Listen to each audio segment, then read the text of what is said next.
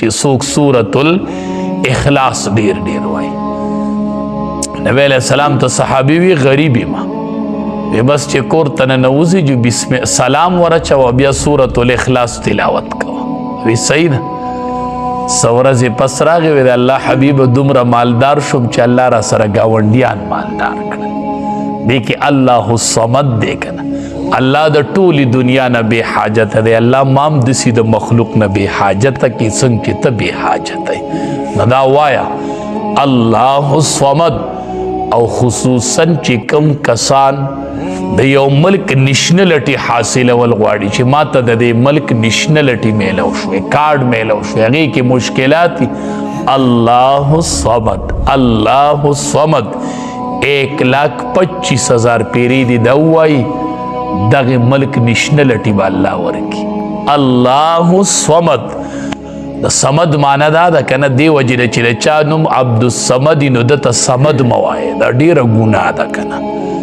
صمد معنا دا ده چې ټول پټول مخلوق په هر څه کې دته محتاج او دی اچا ته نه محتاج. د صمد دا معنا دا ته مخلوق ته وای اے صمدا نا عبد الصمد وای. صمد نوم چاته ویل دا ګناه ده. نو سبحانه دا الله ذات ډیر پاک دی. تاسو الله لونه ثابت وای و اذا بشر احدهم بالانثى.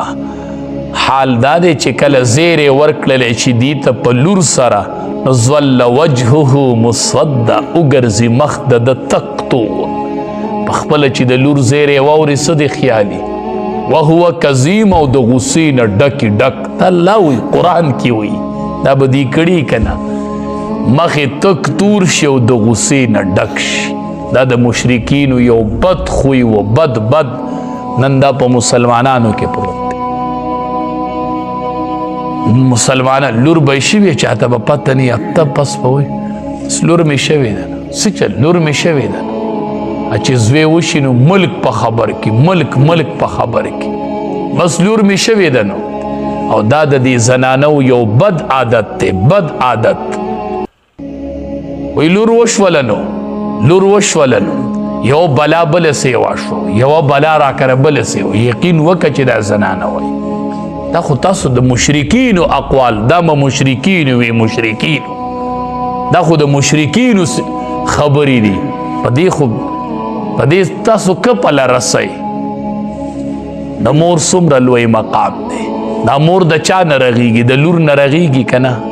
دا نن چې ستا مور د دا لور وکه نه وه نن چې تا ته د مور سورې میلو دی دا د لور په شکل کې و. دا نن لور ده سبا به دا موري مور چې لور نه مور به د کم ځای نه راشي. دا ډېر بدخوی دی. الله چې په قرآن کې د اولاد ذکر کړی دی نو انسا الله مؤنث په مذکر مخ کې کړی.